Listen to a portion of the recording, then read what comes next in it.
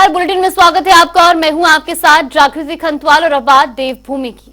मुख्यमंत्री पुष्कर सिंह धामी ने कल शाम यूसीसी के ड्राफ्ट पर चर्चा करने के लिए कैबिनेट की बैठक बुलाई। इस बैठक में 5 फरवरी से शुरू होने वाले विधानसभा सत्र को लेकर भी चर्चा की गई। हालांकि यूसीसी पर चर्चा नहीं हो सकी। सचिवालय में कैबिनेट बैठक के बाद सीएम पुष्कर सिंह धामी ने बताया कि कई मुद्दों पर चर्चा हुई। इस सत्र में हम यूसीसी लाएंगे, जो भी औपचारिकताएं हैं उन्हें पूरा किया जा रहा है। इसके बाद एक और कैबिनेट बैठक होगी, जिसके बाद मसौदा लाया जाएगा। और साथ ही मुख्यमंत्री ने कहा कि अभी यूसीसी बिल का अध्ययन पूरा करना है, इसलिए अगली कैबिनेट में यूसीसी लाएंगे। विधानसभा का सत्र आहूत है, इसलिए आज मुख्यतः परंपरा ये रही है कि विधानसभा के सत्र के समय में ब्रीफिंग नहीं होती है, नहीं तो मुख्य सचिव आपको ब्रीफिंग करती है। बहुत सारे हमने जो राज्य के जरूरी मुद्दे हैं उन सभी मुद्दों पर आज चर्चा हुई है और इस सत्र में हम यूसीसी लाएंगे। ये पहले से हम लोगों ने तय किया हुआ है, उसका परीक्षण कर रहे हैं, जो भी औपचारिकताएं हैं पूरी कर रहे हैं। इसके बाद हम लोग अन्य एक कैबिनेट और करेंगे और फिर हम ड्राफ्ट लाएंगे। जो हमारे उत्तराखंड में जो छोटा सा राज्य है और बहुत बड़ा काम करने जा रहा है, हम लीड करने जा रहे हैं और राज्य जो पास करेंगे वो उत्तराखंड का ही नाम लेंगे। तो यूसीसी पास होने जा रही है, इसके लिए पूरी हमारी तैयारियां हो चुकी हैं। आज चर्चा भी थी, एक कैबिनेट और होगी, उसके बाद ये पास हो जाएगा। धन्यवाद।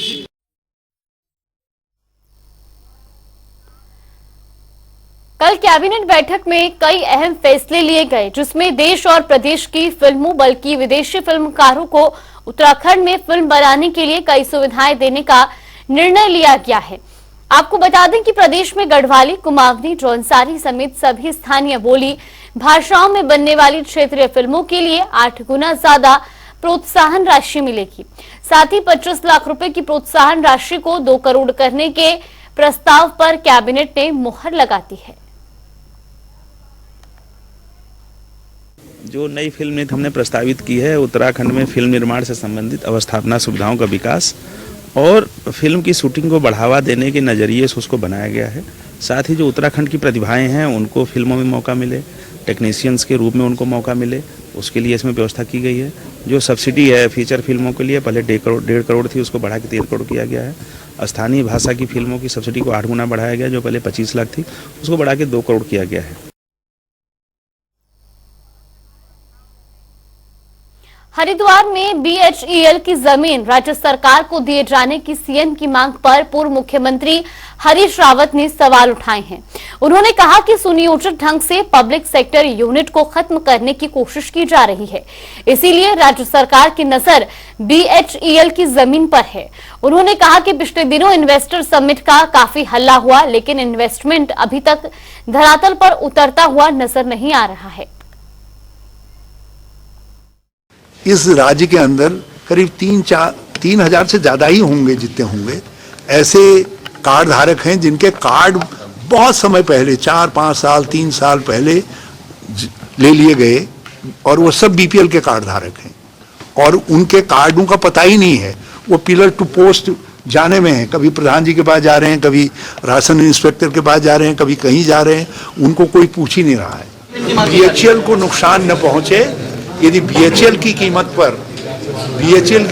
पर जो है हम कोई भी खिलवाड़ बीएचईएल के साथ नहीं होने देंगे। तक कोई चीज धरातल पर तो कोई दिखाई नहीं दे रहा है।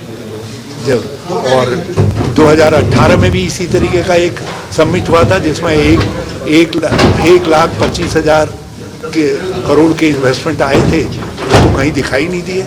अब ये जो 3.5 लाख करोड़ के इन्वेस्टमेंट हैं, ये भी कहाँ हैं, आसमान में कहाँ तैर रहे हैं, जरा आप देख लेंगे तो हमको भी बता दीजिए।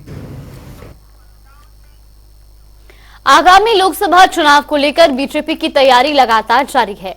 इसी कड़ी में उत्तराखंड के 5 लोकसभा सीटों की जिम्मेदारी बीजेपी ने पन्ना प्रमुखों को सौंप दी है।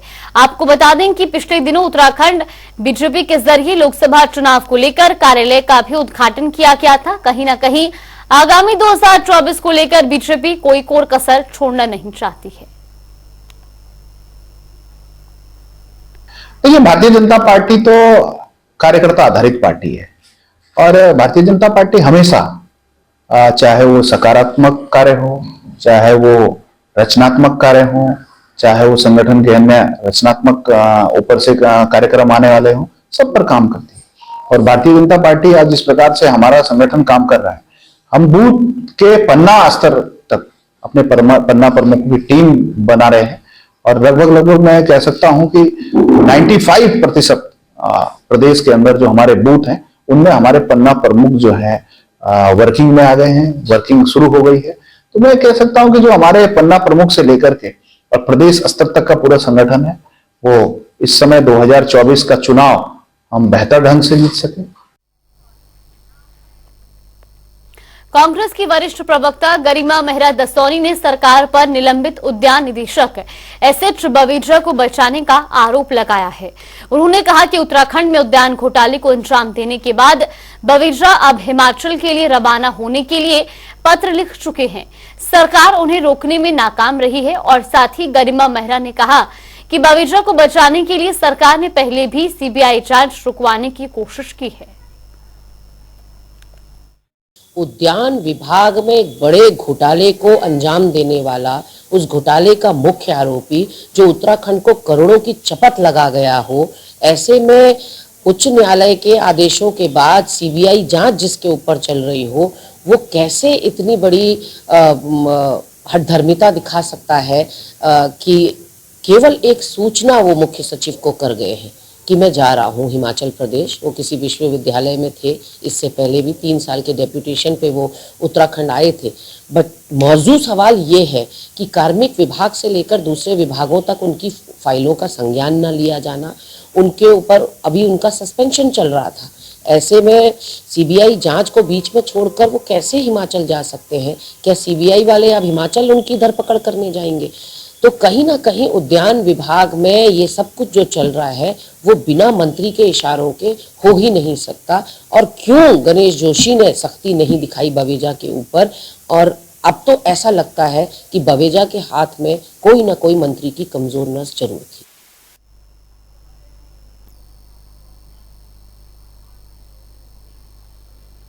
हल्द्वानी में अवैध मदरसे एवं नमाज वाली जगह पर आज ध्वस्तीकरण की कार्यवाही की जानी थी, जिसे फिलहाल रोक दिया गया है। सिटी मजिस्ट्रेट ऋचा सिंह ने बीती रात दोनों भवनों को सील कर दिया और इस दौरान एसडीएम पारितोष वर्मा और सहायक नगर आयुक्त गणेश भट्ट समेत नगर निगम की टीम मौजूद रही। सिटी मजिस्ट्रेट हल्द्वानी ऋचा सिंह ने बताया कि अवैध मस्जिद और मदरसे का आज अतिक्रमण हटाया जाना था, लेकिन मस्जिद और मदरसे संचालक की ओर से न्यायालय संबंधित कुछ दस्तावेज दिखाए गए हैं, जिसके बाद अग्रिम आदेशों तक अतिक्रमण हटाने पर रोक लगा दी गई है।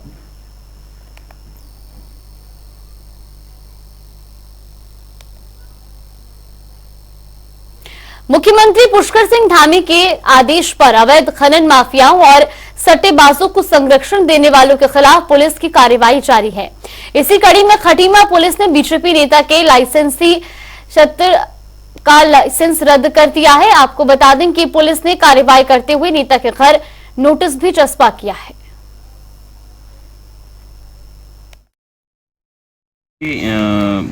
जो लाइसेंस होल्डर, सशस्त्र लाइसेंस होल्डर जिनके विरुद्ध आपराधिक प्रकरण होते हैं और जिनके विरुद्ध ये शिकायत होती है कि उनके द्वारा अपने शस्त्र के दुरुपयोग किया जा रहा है या शस्त्र के दुरुपयोग करने की संभावना होती है, तो ऐसे ही व्यक्तियों के शस्त्र लाइसेंस के कैंसिलेशन की रिपोर्ट थाने से भेजी जाती है। इसी क्रम में जो ये हमारे यहाँ गौरव सोनकर हैं, उनकी शस्त्र कैंसिलेशन की रिपोर्ट थाने से भेजी गई। श्रीमान वरिष्ठ पुलिस अधीक्षक महोदय द्वारा उसकी संस्तुति की गई और जिला मजिस्ट्रेट महोदय द्वारा पुलिस की रिपोर्ट पर संज्ञान लेते हुए उनके शस्त्र लाइसेंस को निलंबित कर दिया गया है, जिसकी सूचना उसके घर पर उनके परिजनों को दे दी गई है।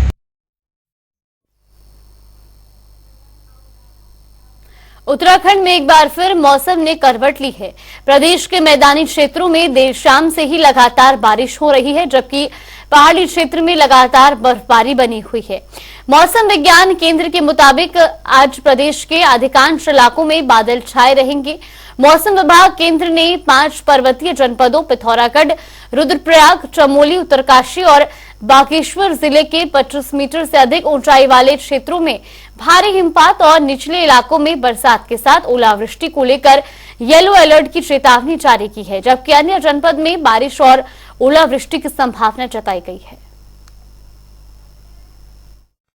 मध्यम दर्जे तक की जो बर्फबारी है तो 3000 मीटर या उससे अधिक ऊंचाई के जो क्षेत्र हैं वहां तो मिलेगी ही, लेकिन हल्की से मध्यम के बीच में जो है तो वो 2200 से लेकर के अगर 3000 मीटर तक की बात करें तो उसमें जो है हल्की से मध्यम दर्जे तक की जो है जो बर्फबारी वो देखने को मिलेगी हिल्स में उत्तराखंड में 4 तारीख को।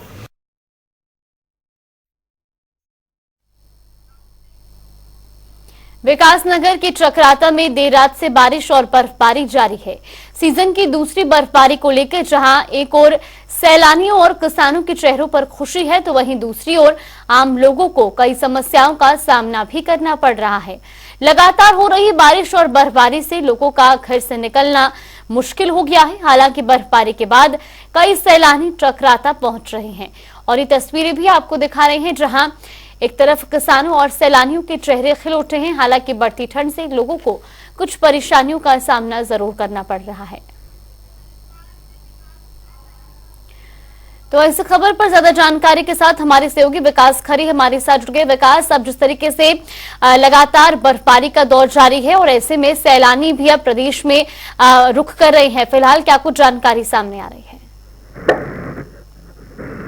बिल्कुल जागृत, अगर हम उत्तराखंड प्रदेश की बात करें तो उत्तराखंड में ये साल की दूसरी बार बरसात और कहने के जो सैलानी है वो भी लगातार उत्तराखंड का रुख कर रहे हैं। हालांकि अगर मैं तमाम उत्तराखंड की बात करूं तो जो मौसम विभाग के द्वारा 3 दिन की भविष्यवाणी जो पूर्वानुमान जताया गया था, तो कहीं न कहीं लगातार हरिद्वार की अगर हम बात करें या फिर अन्य जिलों की बात करें तो वहां पर भी जो है बारिश हो रही है और जो 2500 मीटर से ज्यादा जो इलाके हैं या फिर उससे ज्यादा ऊंचे जो इलाके वहां पर जो लगातार बर्फबारी देखने को मिल रही है और कहीं न कहीं उत्तराखंड की ओर जो सैलानी वो भी लगातार जो है रुक कर रहे हैं। तो जिसको लेकर कहीं न कहीं जो लोग हैं, जो स्थानीय निवासी, वो भी अपने घरों में होने को कैद होने को फिलहाल मजबूर हो चुके हैं और ऐसे में उत्तराखंड में फिलहाल ठंड का जो दौर है वो भी यहाँ पर बढ़ चुका है और कहने के जो तापमान उसमें भी गिरावट आई है। और जागृत अगर हम बात करें तो जो सैलानी है जो हरिद्वार पहुंच रहे हैं या फिर उत्तराखंड पहुंच रहे हैं, उनका साफ तौर पर कहने की कहीं न कहीं इन दोनों जो जब बर्फबारी पहाड़ों में होती है तो कहीं न कहीं जो सैलानी वो भी उत्तराखंड का लुत्फ उठाने यहाँ पर आते हैं और जो सैलानी वो भी लगातार उत्तराखंड का फिलहाल रुक कर रहे हैं। हालांकि अगर मैं हरिद्वार जिले की बात करूँ तो हरिद्वार जिले में भी जो देर रात से रुक रुक के यहाँ पर बारिश हो रही है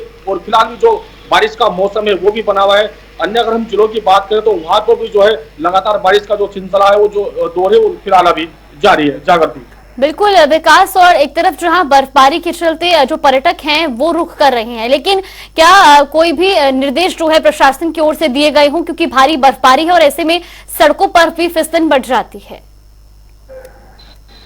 बिल्कुल जागृत, अगर हम प्रशासन की बात करते हैं या फिर उत्तराखंड प्रशासन की बात करें तो जो भी सैलानी उत्तराखंड में पहुंच रहे हैं, हालांकि चूंकि बर्फबारी ज्यादा हो रही है और कहने के जो सड़कें हैं वो भी वहां पर जाम हो रही है, हालांकि जो वाहन है वो भी वहां पर फिलहाल फंसे हैं, तो कहने की प्रशासन के द्वारा भी अलर्ट जारी किया गया कि जो भी सैलानी उत्तराखंड पहुंच रहे हैं या फिर भारी बर्फबारी जहां पर है वहां तक जो है पहुंचने की हिफाजत ना करे, ताकि जो है किसी को भी जान माल का खतरा ना हो। और कहीं न कहीं बर्फ से जो है काफी फिसलन यहाँ पर बढ़ जाती है, जिससे प्रशासन पूरी तरह से यहाँ पर अलर्ट हो चुका है और कहीं न कहीं लगातार प्रशासन के द्वारा निर्देश जारी किए जा रहे हैं कि जो भी सैलानी उत्तराखंड पहुंचे वो कहीं न कहीं जो है बर्फबारी जहाँ पर ज्यादा है वहां पर ना पहुंचे, ताकि जो अगर हम बात करें तो उत्तराखंड में जिस तरह से 2 दिन से लगातार बर्फबारी हो रही है, क्योंकि चूंकि साल की दूसरी बर्फबारी है और कहीं न कहीं जागृति सैलानी इन दिनों जो है लगातार उत्तराखंड का रुख करते हैं और प्रशासन उस पर पूरी तरह से पर मुस्तैदी के साथ बना हुआ है। जागृति, बिल्कुल, और एक तरफ जहां प्रशासन की ओर से निर्देश जरूर दिए जा रहे हैं, लेकिन बर्फबारी से व्यापारियों के भी चेहरे खिल उठे हैं, क्योंकि अब लगातार पर्यटक प्रदेश का रुख कर रहे हैं और ऐसे में व्यापार को भी फायदा हो रहा है। बिल्कुल, अगर हम बात करें तो सैलानियों की कहने के जो उत्तराखंड का रुख करते हैं सैलानी, तो कहने के इस पर जो है पर्यटकों पर यहाँ पर जो है काफी जो फायदा होता है और ऐसा में जो व्यापारी उनकी भी कहने के यहाँ पर चेहरे फिलहाल खिलते हुए यहाँ पर नजर आ रहे हैं। लगातार जिस तरह सैलानी उत्तराखंड पहुंचते तो कहीं न कहीं व्यापारियों का भी जो है उनके द्वारा साफ तौर पर कहना है कि जिस तरह से पर्यटक या फिर सैलानी यहाँ पर पहुंचते हैं तो कहने के इससे उत्तराखंड को बढ़ावा मिलता है, कहने के जो उत्तराखंड की शान है वो भी यहाँ पर दिखती है और लगातार जो सैलानी यहाँ पर पहुंचते उनका भी साफ तौर पर यह कहना है कि उत्तराखंड इन दिनों जब यहाँ पर पहुंचते हैं तो कहीं न कहीं वो जो बर्फबारी का यहाँ पर लुत्फ उठाते हैं और ऐसे में जो प्रशासन है वो भी उनके स्वागत के लिए यहाँ पर कहीं न कहीं मौजूद यहाँ पर रहता है और जो प्रशासनिक जो आला अमला है वो भी पूरी तरह से यहाँ पर मुस्तैदी के साथ मौजूद है। जागरूक। बिल्कुल, बहुत बहुत धन्यवाद विकास आपका हमारे साथ जुड़ने के लिए और तमाम जानकारी हम तक पहुंचाने के लिए। तस्वीरें भी आपको दिखा रहे हैं जहां प्रदेश में सीजन की दूसरी बर्फबारी हुई है, जिससे एक तरफ किसानों और सैलानियों के चेहरे खिल उठे हैं, तो वहीं प्रशासन की ओर से भी लगातार पर्यटकों को अलर्ट रहने के निर्देश भी दिए जा रहे हैं।